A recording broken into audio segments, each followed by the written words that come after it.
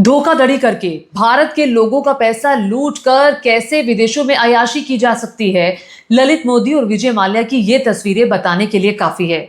तस्वीरें जरा देखिए, गलभैया कर रहे हैं, दोनों मौज मस्ती में हैं और ये तस्वीरें दरअसल सिस्टम को चिढ़ा रही है। सिस्टम को बता रही है कि आप हमारा कुछ नहीं बिगाड़ सकते। सरकार कहती थी कि भगौड़ों को वापस लेकर आएंगे, काला धन वापस लेकर आएंगे, लेकिन भगौड़े तो ऐश कर रहे हैं, भगौड़े तो मौज मस्ती कर रहे हैं। 310 मेहमानों को बुला करके लंदन में, यूरोप में पार्टी की जा रही है और ये दोनों भगोड़े जो हैं, दोनों ने ही यूरोप में शरण ली है। आप बता दीजिए सरकार क्या कर पाई अब तक। ललित मोदी जो हैं 2010 में भागे थे, यूपी की सरकार थी, और विजय माल्या 2019 में उन्हें भगौड़ा घोषित किया गया था, 2016 में भागे थे, एनडीए की सरकार थी। प्रधानमंत्री नरेंद्र मोदी उस वक्त जब 2014 का चुनाव हुआ था तब कहते थे कि सभी भगौड़े को वापस लाया जाएगा। 2019 में भी अमित शाह ने बयान दिया था कि भगौड़े वापस आएंगे, उस पर हम बाद में बात करेंगे। अब तस्वीरें जरा इत्मीनान से देखिए। ललित मोदी, विजय माल्या गाना गा रहे हैं और गाना भी देखिए जरा क्या है, सिस्टम को चिढ़ाने वाला गाना है। आई डिड इट माई वे, मैंने अपने तरीके से किया। यह आइकॉनिक गाना है, फ्रैंक सिनाट्रा का ये गाना है।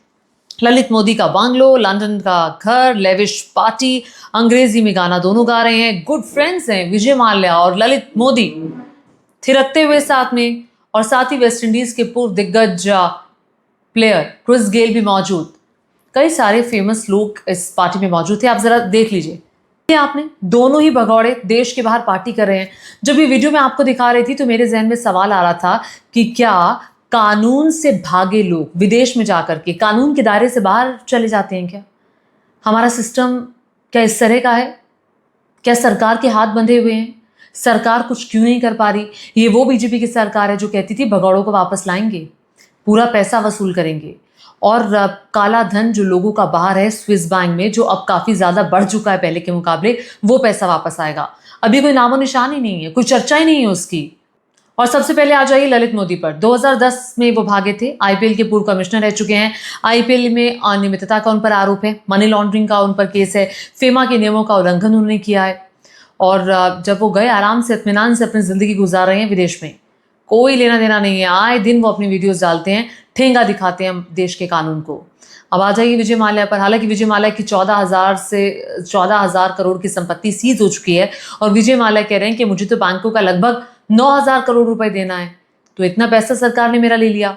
लेकिन बड़ा सवाल ये खड़ा होता है कि विजय माल्या ने आरोप लगाया था और कहा था, चूंकि विजय माल्या सांसद भी रह चुके हैं, उन्होंने कहा था कि मैं पूर्व जो वित्त मंत्री हैं अरुण जेटली, स्वर्गीय मंत्री, स्वर्गीय नेता, उनसे मिलकर गया था। उनको बताया था कि मैं जा रहा हूँ जनेवा एक मीटिंग के लिए, और जब मैं चला गया उसके बाद मुझे पता चला मेरा पासपोर्ट रद्द हो गया और मैं वापस नहीं आ पाया।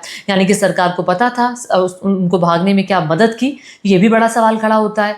और विजय माल्या आज तक नहीं आया। नीरव मोदी का जिक्र किया जाता था, खुद अमित शाह ने कहा था नीरव मोदी भाग गया, देखिए हमसे डरकर भाग गया, मेहुल चौकसी हमसे डरकर भाग गया। फहरिस्त बहुत लंबी है ये, जिन्होंने देश की जनता का जो पैसा है, जो गाढ़ी कमाई है, उसको चूना लगाया है।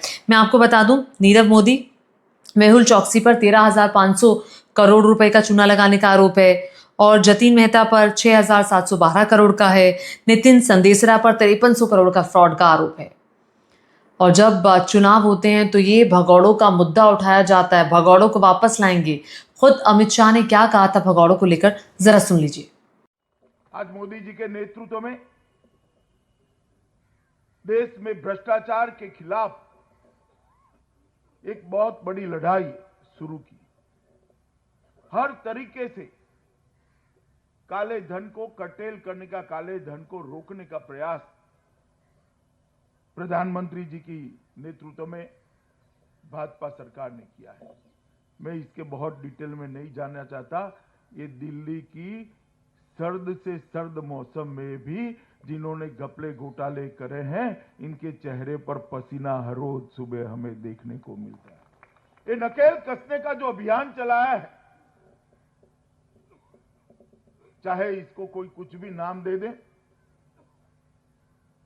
मैं मानता हूं कानूनों को इतना कड़ा कर दिया गया है कि अगर कानून के चौराहे से बाहर कोई निकला भी तो वो सलामत नहीं रह सकता, वो जरूर पकड़ा जाएगा। इस प्रकार के कानूनों की रचना। विदेश में भी जो भागे हैं, आज हम पर सवाल करते हैं, फला भाग गया, ढिका भाग गया, ये भाग गया, वो भाग गया, और हमारा कार्यकर्ता परेशान होता है, भैया भागना क्यों पड़ा? क्यों भागना पड़ा? भागना इसलिए पड़ा कि हमने जेल में डालने की शुरुआत करी। पहले बैठे थे, उनके भागीदार थे, भागना भी नहीं पड़ता था, उनके साथ मौज करते थे। नीरव मोदी को क्यों भागना? माल्या को क्यों भागना पड़ा? पहले कभी कोई नहीं भागता था। इसलिए नहीं भागते थे कि जो सत्ता में बैठे थे उनके भागीदार थे। आप लोगों ने चौकीदार को बिठा दिया तो लुटेरे सारे भागने लगे। तो नीरव मोदी को, विजय माल्या को क्यों भागना पड़ा, ये अमित शाह कह रहे हैं। प्रधानमंत्री नरेंद्र मोदी ने कहा था, भगौड़ों को वापस लेकर आऊंगा, बाकी की जिंदगी उनकी जेल में कटवाऊंगा। अब क्या हुआ उस वादे का? वादा तेरा वादा, वादा तो वादा रह गया। और जाहिर तौर पर देश की जनता ने भरोसा इसलिए किया था कि यूपीए सरकार नहीं कर पाई थी। यूपीए सरकार जब ललित मोदी भाग गया था तो उसको वापस नहीं ला पाई, तो वो जिम्मेदारी आप पर थी। और अब आपके शासन को भी 11 साल हो चुके हैं, अब तक इस मामले में कुछ नहीं हुआ। काले धन को लेकर तो देश सोच ही रहा है कि ये काला धन जो देश के बाहर विदेशों के बैंकों में जमा है, ये कब आएगा। उल्टा स्थिति ऐसी हो गई है, जो देश के करोड़पति हैं वो देश छोड़कर जाना चाहते हैं। इस तरह की स्थितियां बन गई है।